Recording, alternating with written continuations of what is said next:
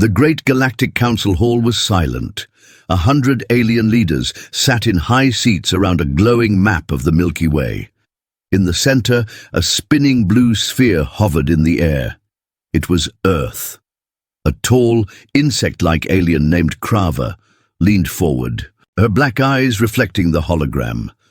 "Humans," she said with a dry hiss. "They are clever in their own small ways, but limited. They cannot cross deep space without ships."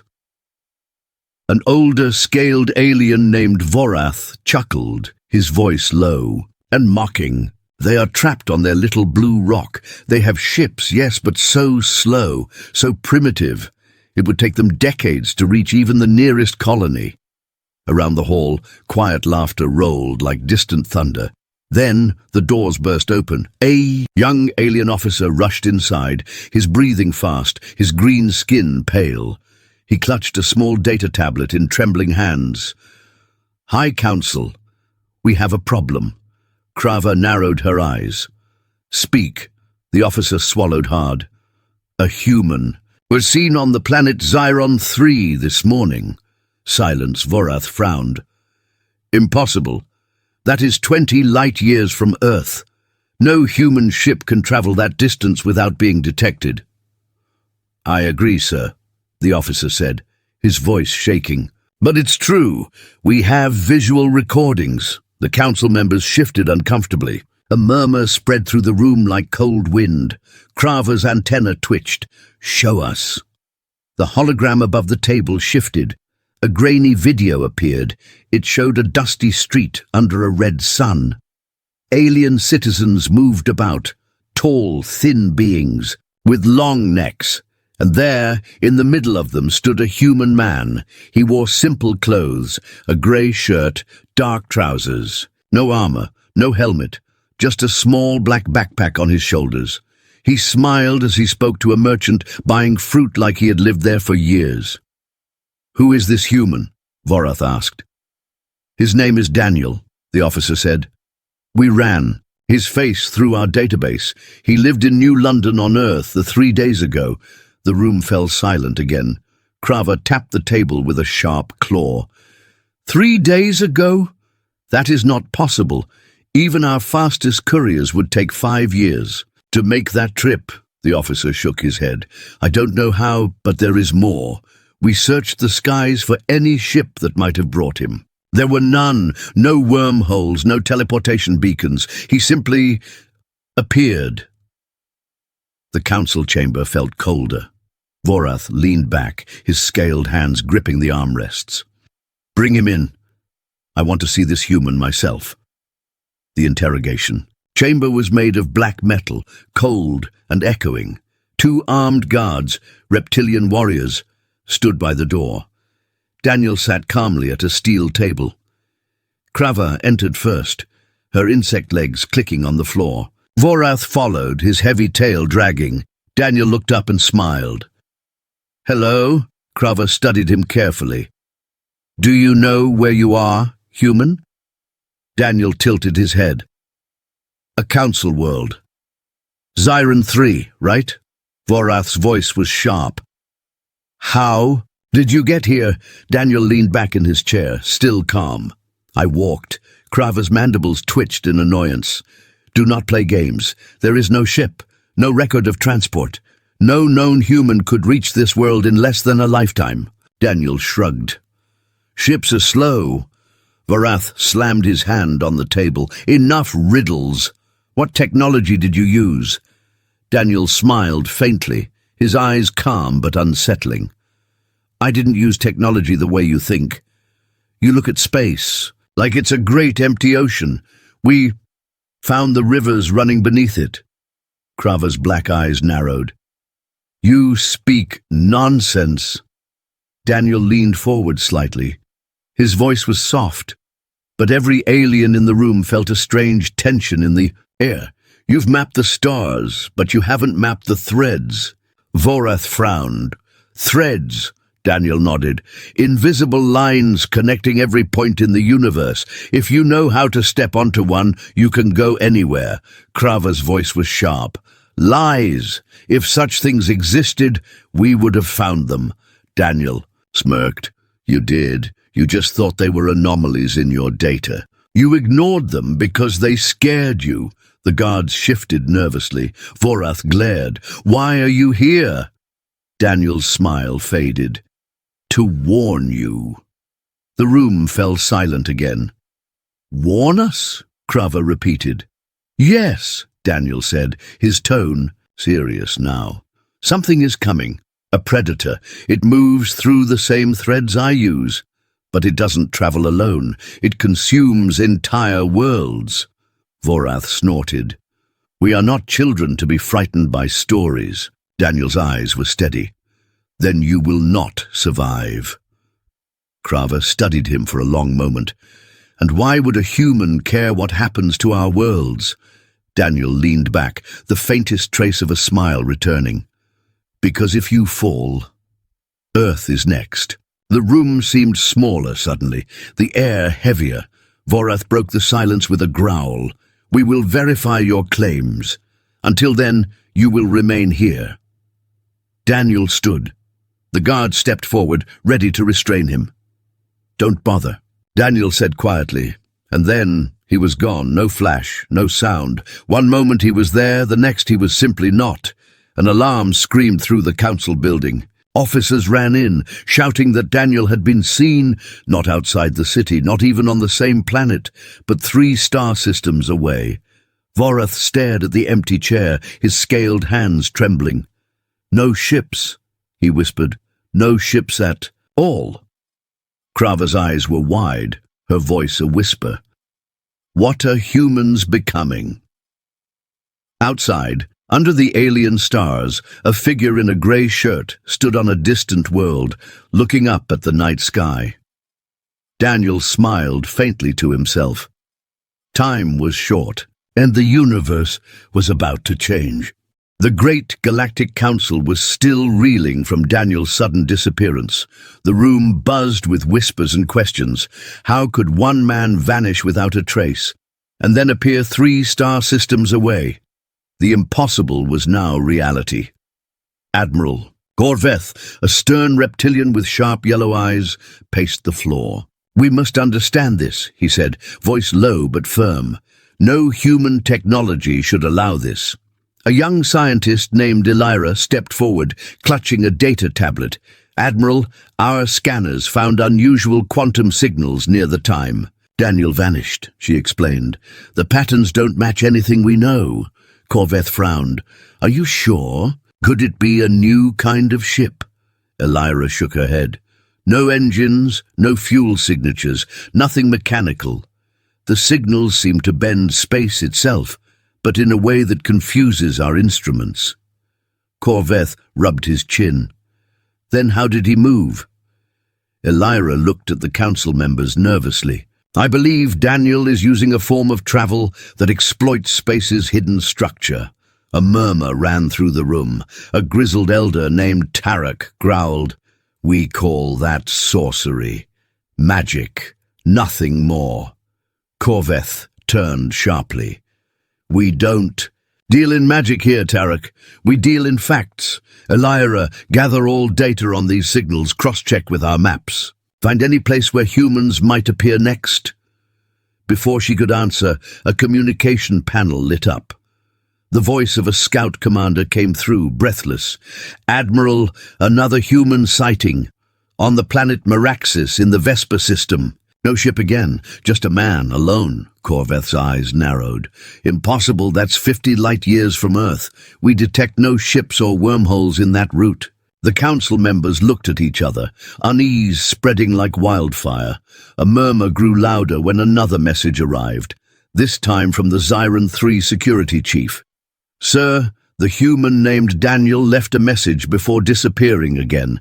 He said, We do not need ships. We have learned to walk the threads between stars.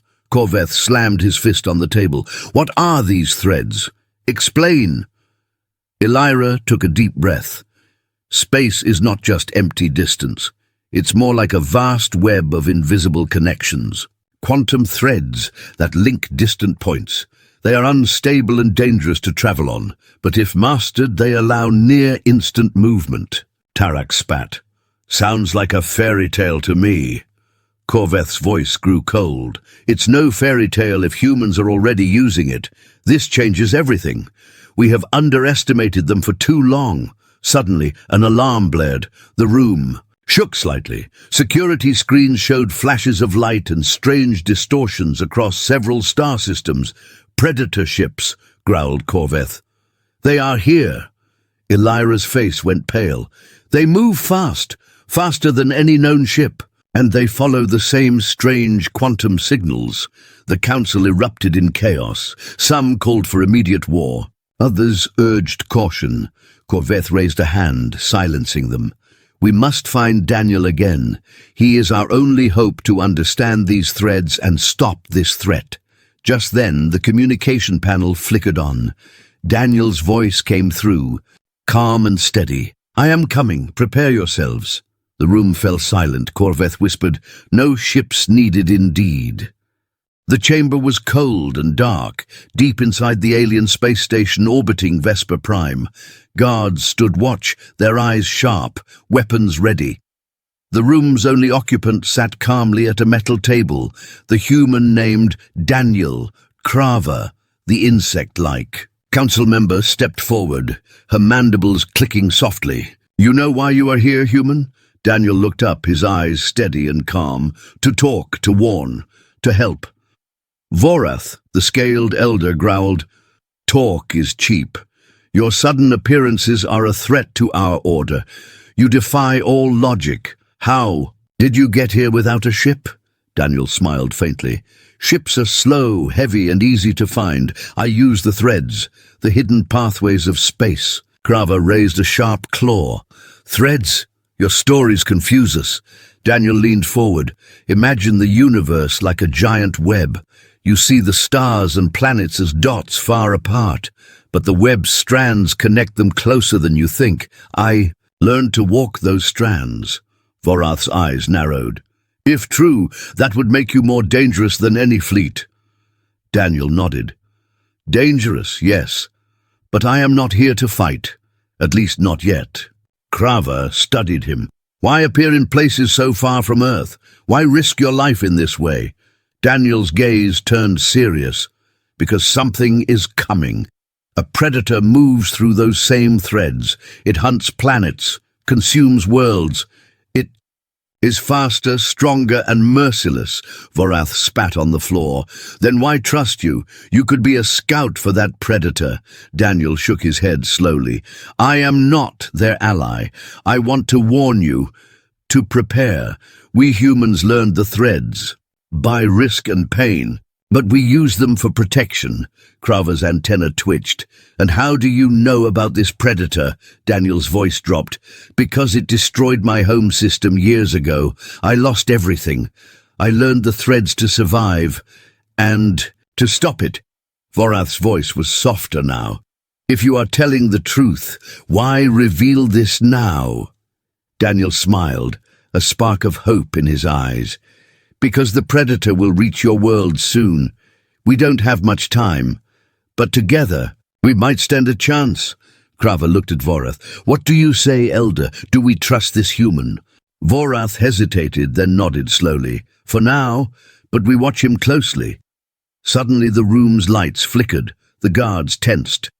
Daniel stood and said quietly, The threads are alive. They watch us all. We must act fast. A silent alarm began to sound. Outside the chamber, shadows moved quickly. The predator was closer than anyone thought. The alien research lab was filled with soft humming sounds from strange machines. Scientists moved quickly, their eyes wide with curiosity and fear. Daniel sat quietly on a metal table in the center, watching them calmly. Elira, the young scientist, who had first studied Daniel's strange arrival, leaned close to her instruments. These particles around him, they are unlike anything we have seen, she said softly to her colleague. Her colleague, a tall, thin alien with pale skin, nodded. They distort space itself, but in a pattern that's almost alive. Crava, entered the lab, her black eyes sharp. "What have you found?" Elira glanced up. "His body is surrounded by quantum particles. They bend space on a tiny scale." "It's how he moves without ships," Crava frowned. "Explain. How does this work?" Elira took a breath. "Imagine space as a sheet of cloth. Usually it's flat and steady. But these particles let him fold that cloth to step through. The fold, traveling instantly from one place to another." Crava's antenna twitched. "But this is dangerous. Such folds collapse quickly." Daniel spoke for the first time in the lab. "Dangerous, yes. Most beings avoid it, but humans learn to balance on the threads. It's a skill like walking a tightrope." Vorath entered, his tail dragging. "This changes everything. If humans control space itself, they are more powerful." "Than we believed," Elira nodded. "But there's more. We detected traces of similar particles near the Predator's ships." Crava's eyes widened. "You mean they also use the threads?" Daniel's voice was steady. "They do. But unlike us, they do not respect the balance. They rip through space, destroying the threads and worlds in their path." Vorath clenched his fists. "If this is true, we face an enemy unlike any before." Suddenly, an alarm rang out. Elira rushed to a screen. "Incoming transmission from Zyron 3. Daniel's footprints are spreading fast. He is moving again." Crava looked at Daniel. "Where will you go now?" Daniel stood slowly. "To stop the Predator. I must learn their path. I will follow the threads and find their weakness." Vorath nodded. "Then you have our support, but also our watch." As Daniel walked toward the exit, he paused. "Remember this. The universe is alive in ways you never imagined. Control the threads, and you control fate." The lab fell silent. Outside, stars twinkled cold and distant, but deep in space, invisible threads were shifting, and the coming storm was closer than anyone knew. The council chamber was tense. Daniel stood before the alien leaders, calm and confident. He had asked to demonstrate his ability, to prove that humans did not need ships to travel vast distances. The room was filled with curiosity, but also a doubt. Vorath's eyes narrowed. "Show us, human. We want proof." Daniel nodded. "Very well." He reached into his pocket and pulled out a small, smooth stone. "This is from Earth. I want to leave it here." He held it out to Crava, who took it hesitantly and placed it on the table. The guards stepped back, weapons ready. Daniel closed his eyes and took a deep breath. The air in the room seemed to still. The lights dimmed slightly, and a low hum filled the chamber. Then, in a blink, Daniel vanished. The council members gasped. Crava's antenna twitched sharply. Vorath's claws gripped the armrests. All eyes turned to the communication panel, where a screen flickered to life. On the screen, a clear image appeared. Daniel stood on the surface of a distant planet. A barren world orbiting a bright blue star. He was holding the same small stone, smiling calmly. Elira, the scientist, leaned forward. "This planet is 100 light years from here. No ship could travel that distance this fast." Crava's voice was a whisper. "No ships indeed." Vorath stood, voice hard.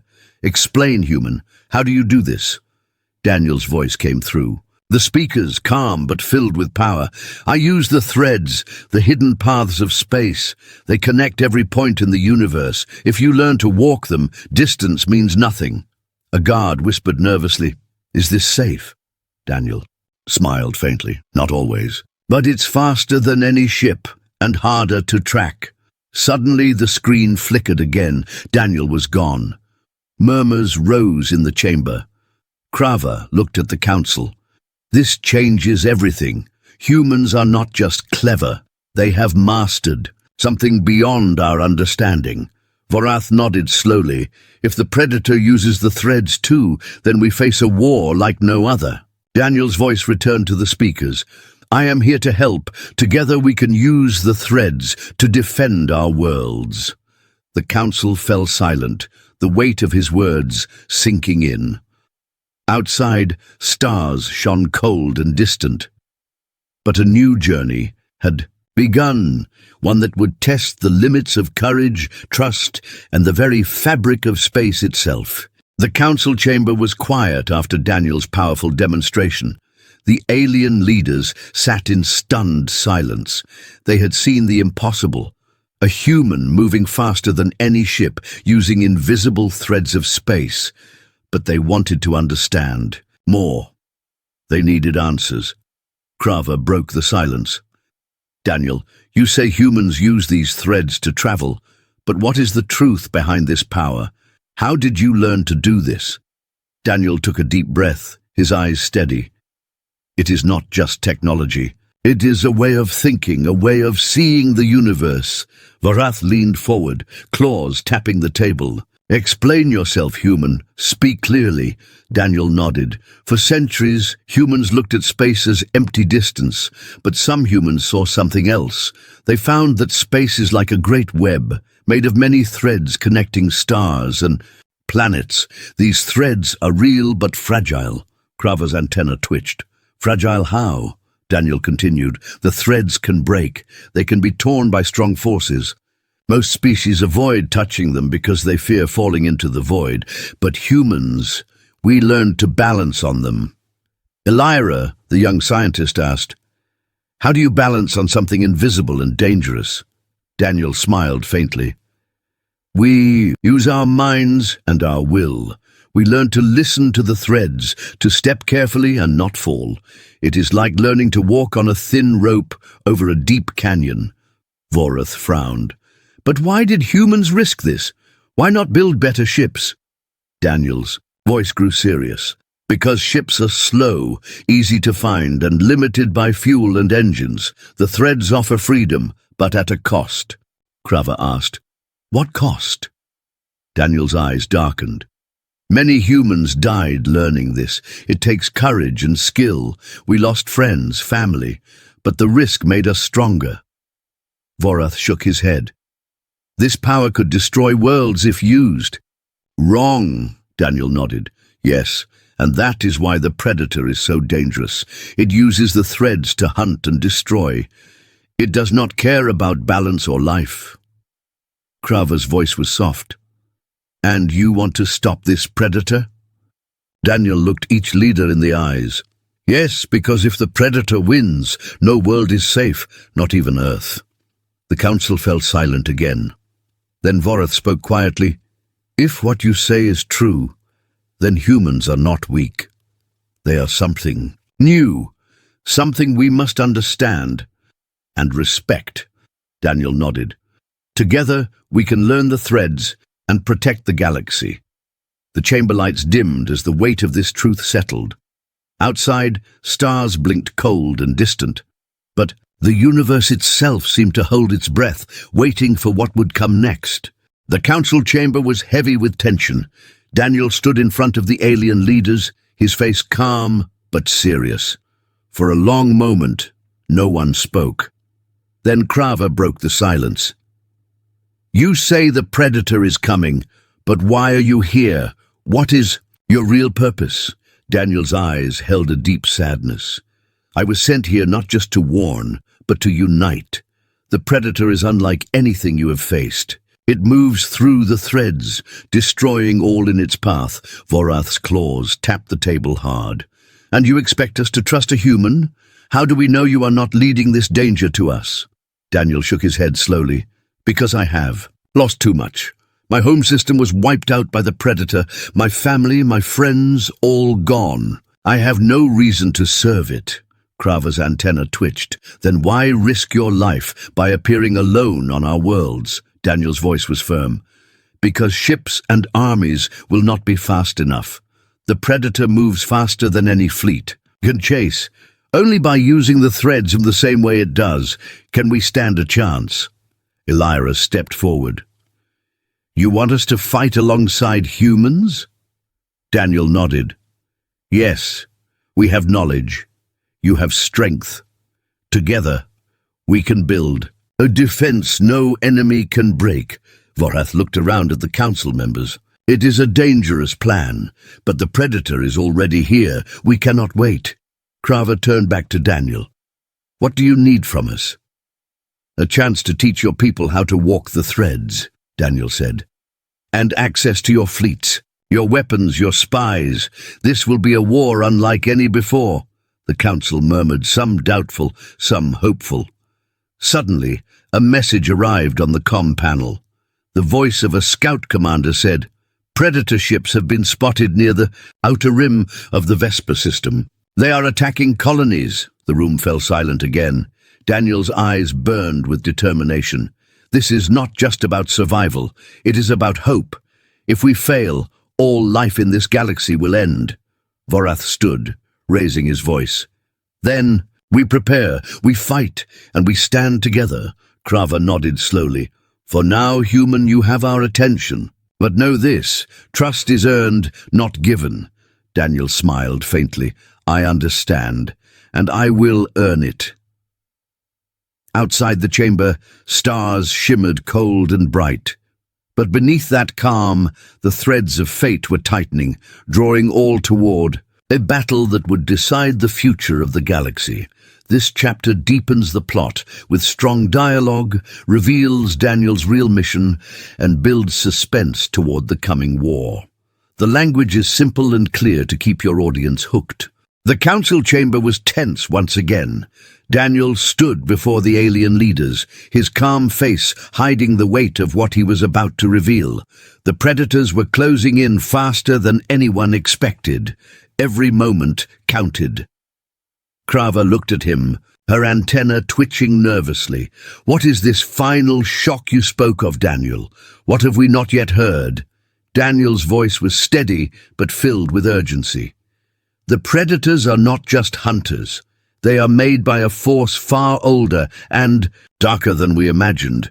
They are a weapon, created to wipe out all life that learns to use the threads. Vorath's eyes narrowed. A weapon? By whom? Daniel shook his head slowly. That part is still a mystery. But what I do know is this. The predators are not alone. Their creators are watching, waiting. The council members exchanged worried glances. Krava asked, "So this is bigger than we thought?" Daniel nodded. Much bigger. The predators are only the first wave. If they succeed, nothing will stop the next. Vorath's tail lashed the floor. Then we must fight harder. But how? Daniel smiled faintly. That is why I came. Humans do not need ships because we have the will, the courage to go anywhere. The threads are alive, and they respond to those who believe. Krava frowned. What do you mean? Daniel stepped closer. The threads are not just paths. They are part of the universe's mind. If we learn to work with them, to trust them, we can bend reality, travel instantly, protect worlds before danger arrives. A guard whispered, "Sounds like magic." Daniel shook his head. Not magic, faith in the unknown, and that faith is our greatest weapon. Vorath looked thoughtful. Then we must change. Not only how we fight, but how we see the universe.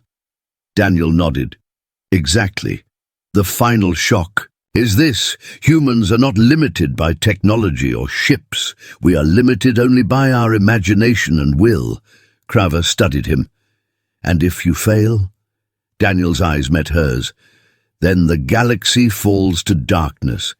But if we succeed, we begin a new age, one where no one is trapped by distance or fear. The chamber was silent. Then Vorath spoke, voice strong. We stand with you, human. Together, we will face the darkness. Outside, stars shone bright but distant. The threads of space shimmered softly, waiting for those brave enough to walk them. And Daniel stepped forward, ready to lead the way. This final part wraps the story with tension, reveals a bigger threat, and ends on a hopeful yet suspenseful note. The language stays simple and clear, perfect for keeping your audience hooked.